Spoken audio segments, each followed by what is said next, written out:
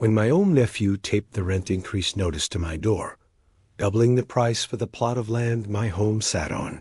He probably imagined I would just sell my place for pennies and disappear. He forgot I spent 40 years on the docks of Port Angeles, Washington, organizing longshoremen who were a lot tougher and a lot louder than him. He saw a frail old man, but I was about to teach him a lesson his fancy business degree never covered, a lesson in solidarity. He wanted to squeeze us dry, but he was about to get washed out by a tide he never saw coming. Before I explain how we organized to fight back, please subscribe to the channel and share in the comments what you would do if you were in my shoes. My name is Albert Henderson, and I am 71 years old. For the last 2 decades, I have lived in Salish View Estates, a manufactured home park that sits on a bluff overlooking the water. It is not fancy, but the view of the ferries cutting through the gray water is better than any you could get from a high-rise condo. I own my home, a clean, well-kept double-wide I bought outright with my retirement money.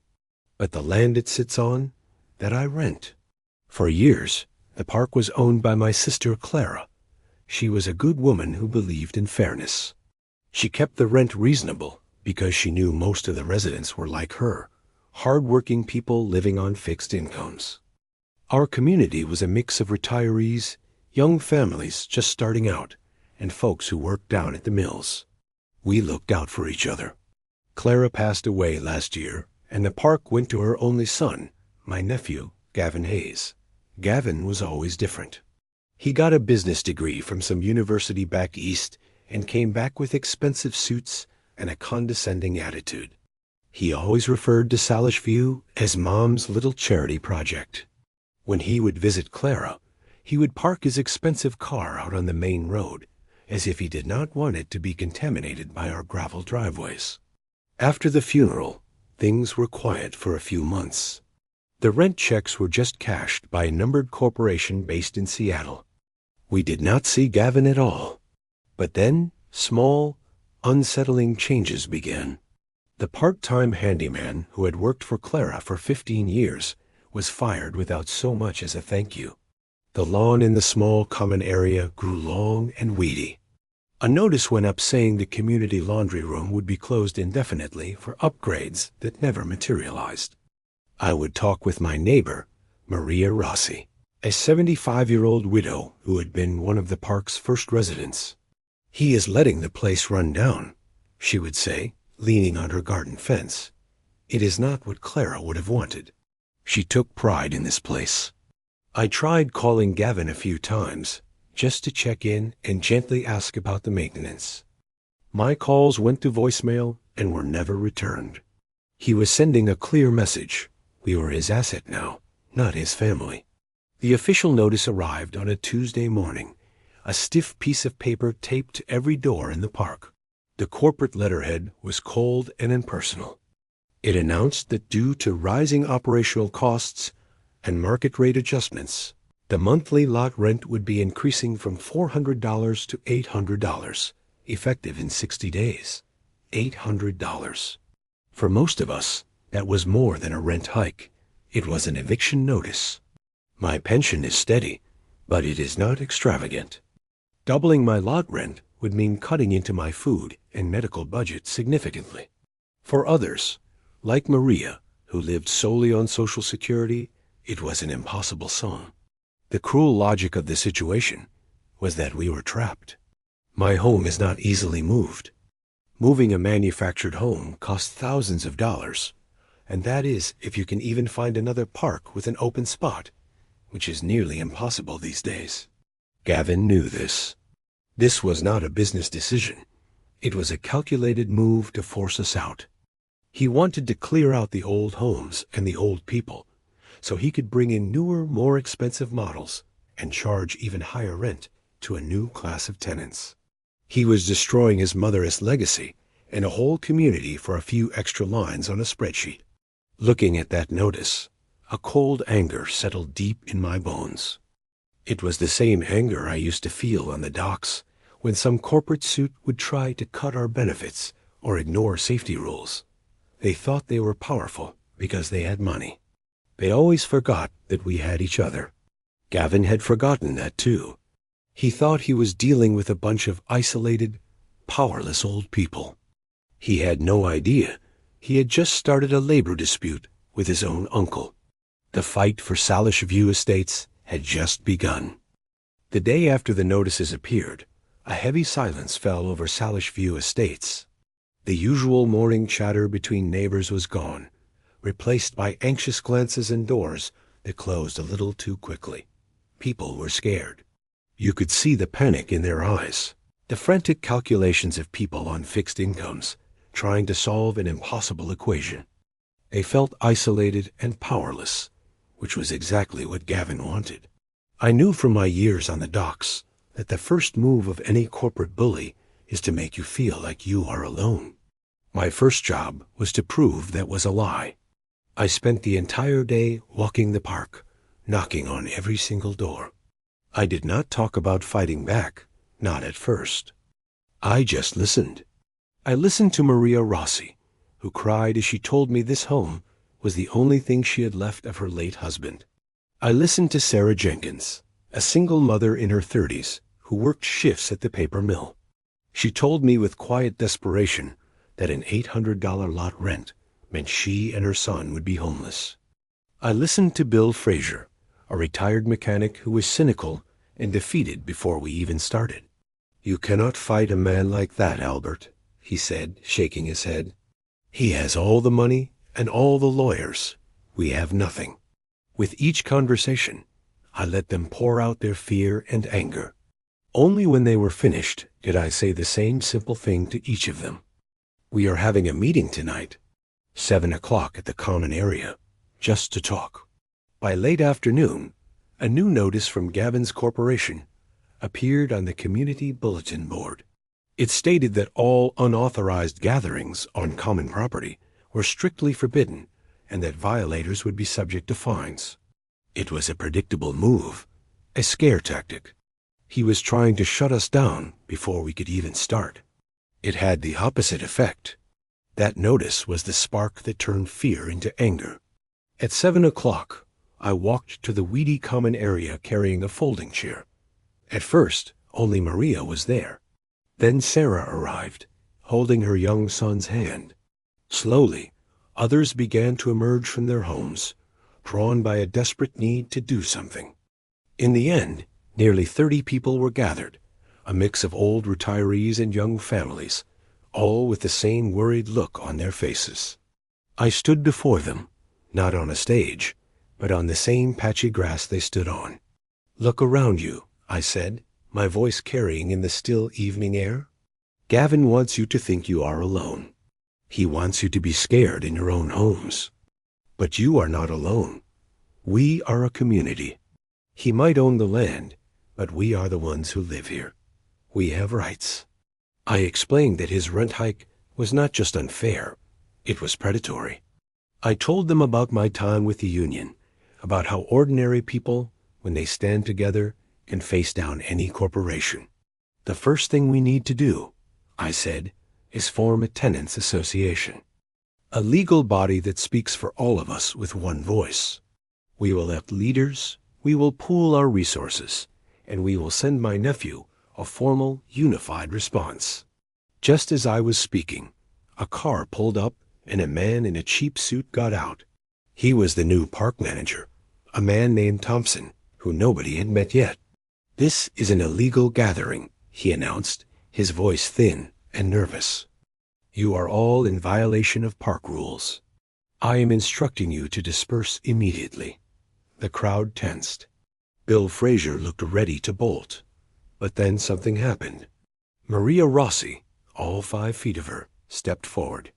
"This is our common area," she said, her voice shaking but firm. "We are residents talking about a community issue. We are not breaking any laws." Thompson pointed a finger at her. "You will be fined, ma'am."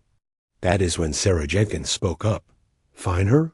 You are trying to make her homeless, and you are worried about a fine?" The mood of the crowd shifted. The fear was being burned away by defiance.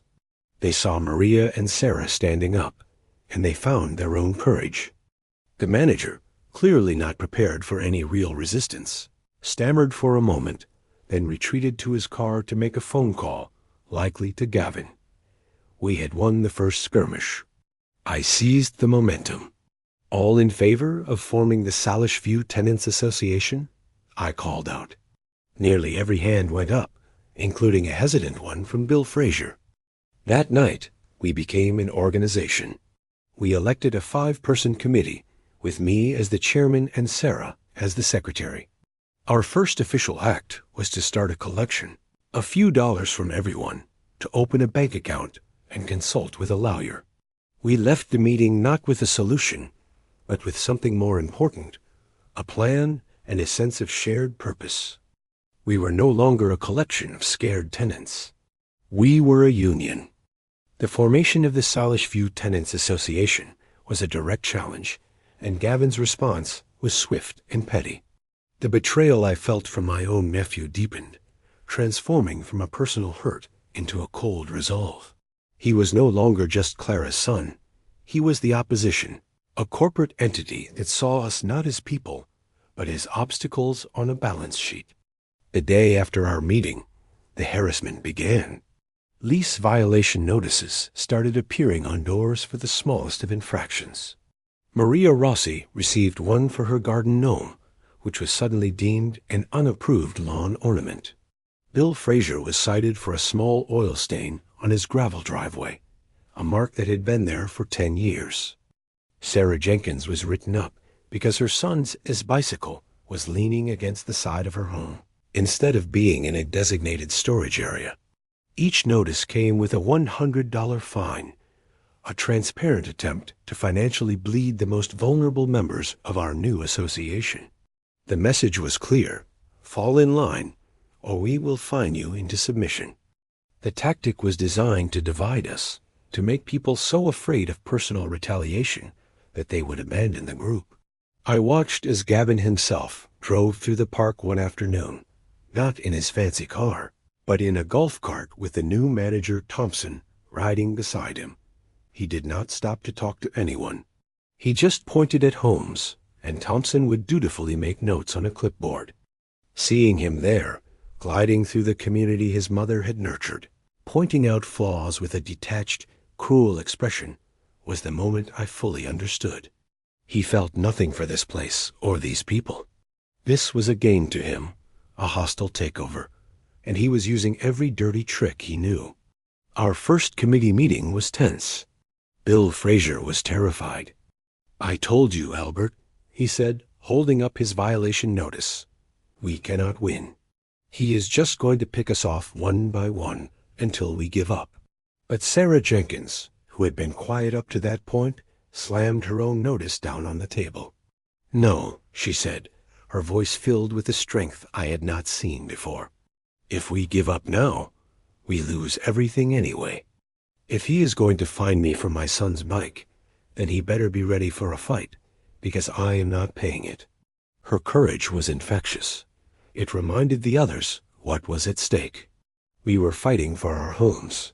That night, we made a crucial decision. We would not be intimidated. We agreed that no one would pay the fines individually. Instead, we would challenge them collectively as the association. Our next move was to seek legal help. Using the money we had pooled, we hired a lawyer from a nonprofit that specialized in tenant rights. Her name was Ms. Davies, a sharp, no-nonsense woman in her 40s. We all met with her in a cramped back room at the local library. We laid out everything: the massive rent hike, the retaliatory fines, the closure of the laundry room, and the general neglect of the property. She listened intently, reviewed the park rules and our lease agreements, and then she smiled. "He has made several major legal errors," she announced. "The rent increase is so far above the regional average that it could be deemed unconscionable by a court. Furthermore, the state's Manufactured Mobile Home Landlord-Tenant Act requires a 90-day notice for rent increases of this magnitude, not 60. And these fines," she said, tapping the pile of notices, "are a clear case of retaliatory action against tenants organizing which is illegal. The news was like a burst of sunlight. We had him. He had been so arrogant, so sure of our powerlessness, that he had not even bothered to follow the law properly. Ms. Davies drafted a formal letter to Gavin's corporation on behalf of the Salish View Tenants Association. The letter stated that the rent increase was illegal due to insufficient notice, and that we would be challenging its amount in court if necessary. It demanded that all retaliatory fines be rescinded immediately and that essential services, like the laundry room, be restored. It was a declaration of war, but this time it was backed by the full force of the law. The full weight of the betrayal was now clear. My nephew was not just an aggressive landlord. He was a lawbreaker. He was using illegal tactics to terrorize a community of seniors and working families, all for profit. He had abandoned every shred of decency his mother had taught him. He had made his choice, and now we had made ours. The ball was in his court, but we had just taken away his rule book. The letter from Gavin's lawyer arrived a week later. It was a masterpiece of corporate deflection and veiled threats. The document did not address the legal issue of the improper 60-day notice. Instead, it dismissed our claims as frivolous and without merit. It stated that the fines were standard procedure for lease enforcement, and that the Park's ownership reserved the right to take all necessary legal actions to protect its investment, which was a clear threat of eviction lawsuits. He was calling our bluff. My nephew was so insulated by his money and his arrogance that he believed he could simply ignore the law. Reading that letter, sitting at my kitchen table with the committee, was the moment the fight truly changed for me. I made a conscious decision. The legal battle Ms. Davies was fighting was essential, but it was slow and quiet, fought in documents and filings. Gavin was comfortable in that world. I knew from my union days that to beat a man like him, you could not just fight him on his terms. You had to drag him into the one place he was vulnerable, the court of public opinion. He wanted to hide behind his corporation and his lawyers.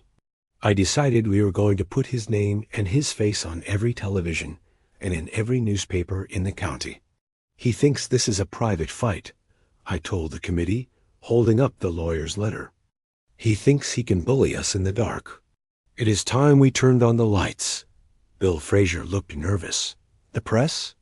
Albert, I do not know. What if it makes him angrier? What if he really does try to evict us all? Maria Rossi, however, straightened her shoulders. Let him try, she said, her voice firm. My husband and I built our life here.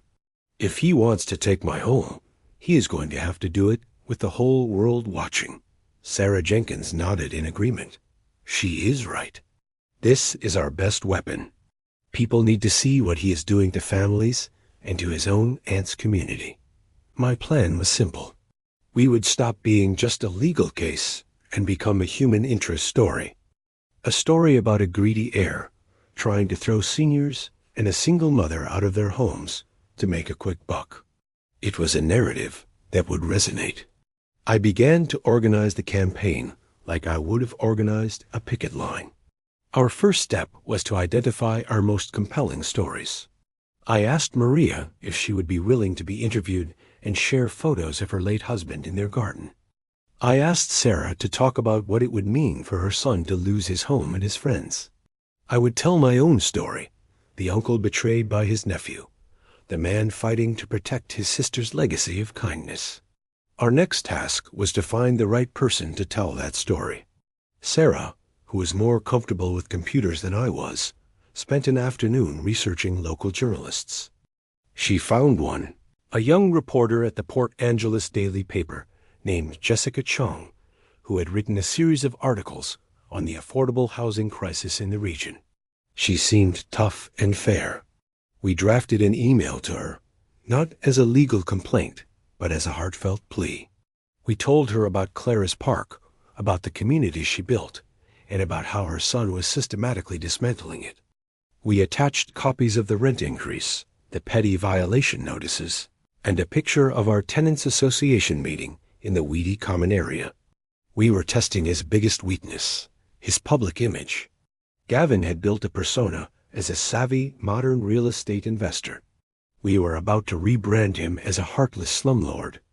The response came less than 24 hours later.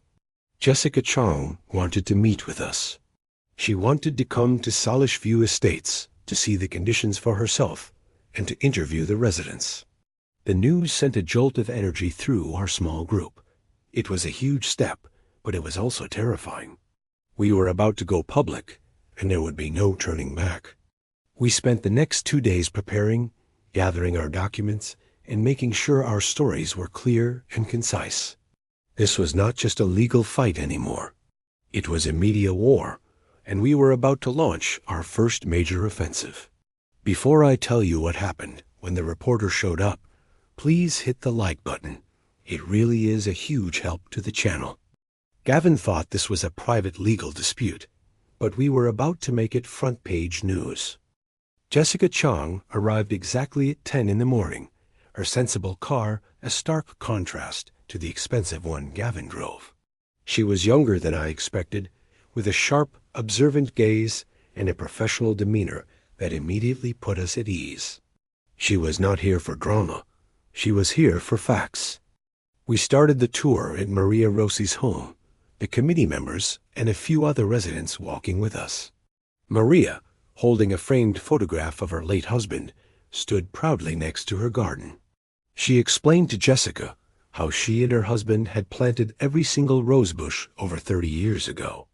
Her voice was steady as she described their life in the park, the community they loved, and the deep sense of security she had always felt until now. She then showed the reporter the violation notice she had received for her garden gnome, a cheerful little ceramic figure her granddaughter had painted for her. Jessica took a picture of the gnome and then a picture of the $100 fine notice, the contrast telling a story all on its own. Next, we walked to Sarah Jenkins' home. Sarah was nervous, but when she spoke about her 10-year-old son, her voice filled with a fierce determination. She described the panic of receiving the rent increase, the sleepless nights spent trying to figure out a budget that was already stretched to its breaking point. "This is not just a home for me," Sarah explained, her hands twisting in her lap as she sat on her front steps. "It is stability for my son. His school is just down the road. His friends are here. A move for us is not an inconvenience. It is a catastrophe." "My nephew," I interjected, making sure Jessica understood the family connection, "is threatening to destabilize a child's life for profit." Jessica made a note of that, her expression unreadable but focused. As we were talking to Sarah, the park manager, Thompson, came marching down the gravel road. His cheap suit looked rumpled, and his face was a mask of agitated authority. "What is going on here?" he demanded, directing his question not to us, but to Jessica. "You are not authorized to conduct business in this park." Jessica did not flinch. She simply held up her press credentials. "I am a guest of the residents," she said calmly. "I am a reporter with the Port Angeles Daily News, and we are on the property that Ms. Jenkins rents." "Are you telling me residents are not allowed to have guests?" Thompson sputtered, clearly out of his depth. "This is a private community. You are harassing the tenants." Bill Frazier, who had been silent until this point, suddenly found his voice. "She is not harassing us," he boomed, stepping forward. "She is the first person who has actually listened to us. You and our new landlord are the ones doing the harassing." The confrontation was a gift. Jessica recorded the entire exchange on her phone, capturing Thompson's blustering threats and our unified defense. He eventually retreated, red-faced and defeated, after realizing he had no legal ground to stand on and was only making things worse for his boss. The incident solidified our unity and provided Jessica with a perfect first-hand example of the management's intimidation tactics.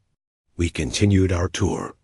I guided Jessica through the park, showing her the evidence of neglect. We went to the community laundry room, its doors still chained shut with a rusty padlock. I pointed out the overgrown common area, a place where children used to play and where Clara used to host community barbecues. I showed her the potholed road that Gavin had refused to repair. With every photo she took, a clearer picture of my nephew's strategy emerged. He was not making market-rate adjustments. He was engaging in constructive eviction, making life so unpleasant and expensive that we would be forced to leave. My own interview was the last of the day. We sat on my porch, overlooking the gray waters of the strait. I told her everything. I spoke of my sister Clara, of her kindness and her belief that Salishview was a community, not just an investment. I described Gavin's dismissive attitude, his refusal to answer my calls, and the cold, corporate notice that had replaced any sense of family obligation. "He is my blood," I said, the words heavy with a sadness that went deeper than anger. "And he is treating us, his own family, and his mother's friends, like we are nothing more than a nuisance he needs to clear away. This is not just about money. It is about dignity." When Jessica finally packed up her notepad and camera, she looked at the small group of us who had gathered. "Thank you," she said, a new warmth in her voice. "You have a powerful story here. I think my editor is going to be very interested." As she drove away, a feeling of profound hope settled over our group. We had taken our biggest risk, and it had paid off. We had stood together, faced down our oppressor's agent, and given our story to someone who could share it with the world. The plan was in motion. Gavin was about to find out that the private war he was waging on a few old people was about to become a very public scandal. The article hit the front page of the Port Angeles Daily News on a Friday morning. The headline was stark and powerful, printed in bold letters above a large, color photograph of Maria Rossi holding the picture of her late husband, with her little garden gnome in the foreground. The legacy eviction, heir to local mobile home park doubles rent on seniors and families. Jessica Chong had not pulled a single punch. She laid out the entire story with methodical precision, contrasting my sister Clara's reputation for kindness with Gavin's aggressive corporate tactics. She included quotes from Sarah about the potential for homelessness, photos of the chained laundry room, and a detailed account of the manager's attempt to intimidate her. My own story was there too, framing the conflict as a profound family betrayal. The effect was like dropping a boulder into a quiet pond. By 9 in the morning, the park was buzzing. People were out on their porches, holding copies of the newspaper, talking to each other with a mixture of excitement and disbelief. For the first time in months, the fear was gone, replaced by a surge of validation. We were not crazy. We were not complainers. Our struggle was real, and now everyone knew it. The first sign that Gavin was feeling the pressure came around noon. A news van from a Seattle television station pulled into the park. Jessica's story had been picked up by a major regional affiliate. The reporter wanted to do a follow-up for the evening news. We spent the afternoon giving them the same tour, telling our stories again, this time for a much larger audience. That evening, Sarah called me, her voice trembling with excitement. "Albert, turn on the news," she said. There we were, on the 6 o'clock broadcast. The segment featured a grim-looking local councilwoman who had been contacted by the station. "This kind of predatory action against our most vulnerable residents, especially our seniors, is unconscionable," she said, looking directly into the camera. "My office will be looking into this situation immediately." Gavin had tried to keep his fight with us in the shadows, but we had dragged him onto the biggest stage in the state. He was no longer a private businessman making investment decisions. He was a public villain. He tried to do damage control. His corporation released a statement to the press late that night. It was full of defensive corporate jargon about market realities and the necessity of capital improvements. He claimed the residents' stories were gross misrepresentations. The statement was a disaster. It made him sound cold, detached, and completely out of touch. Instead of quelling the fire, he had thrown gasoline on it. The critical moment came 3 days later. It was not a phone call or a public apology. It was a long white envelope delivered by a courier to my door, addressed to the Salish View Tenants Association. It was from Gavin's lawyer. I called an emergency meeting of the committee in my living room. With Sarah, Maria, Bill, and the others gathered around, I slid open the envelope. The tone of this letter was entirely different from the last one. There were no threats, no dismissive language. It was the language of complete and total surrender. I read it aloud, my voice steady. To the members of the Salish View Tenants Association, it began. After a thorough review of the current operational strategy for Salish View Estates, our client, Hayes Properties LLC, has decided to reverse its recent policy changes. Effective immediately, the proposed rent increase is fully rescinded. The lot rent for all residents will remain at its previous rate. A collective gasp went through the room. But there was more. Furthermore, I continued, all lease violation notices and associated fines issued within the last 60 days are hereby canceled and voided. Plans are underway to immediately reopen and service the community laundry facilities and to conduct a full review of all outstanding property maintenance issues, including road repairs. The room was silent for a moment as the weight of the words settled in. Then Maria started to cry, not tears of sadness, but of overwhelming relief. Bill Frazier, the man who had been so sure we would lose, let out a whoop of joy and clapped me on the back so hard I nearly stumbled. We had won. It was not a compromise or a negotiation. It was a complete rout. The public pressure, the media exposure, and the threat of political intervention had been too much. My nephew, who thought he was untouchable, had been brought to his knees by a handful of determined residents he had dismissed as worthless. The victory was clear and definitive. We had not only saved our own homes, we had taught a man blinded by greed that a community is not just an asset to be liquidated. It is a force to be reckoned with. That is how I got my so-sweet revenge. The days that followed our victory were strange and wonderful. Life in Salish View Estates did not just return to normal, it became something better.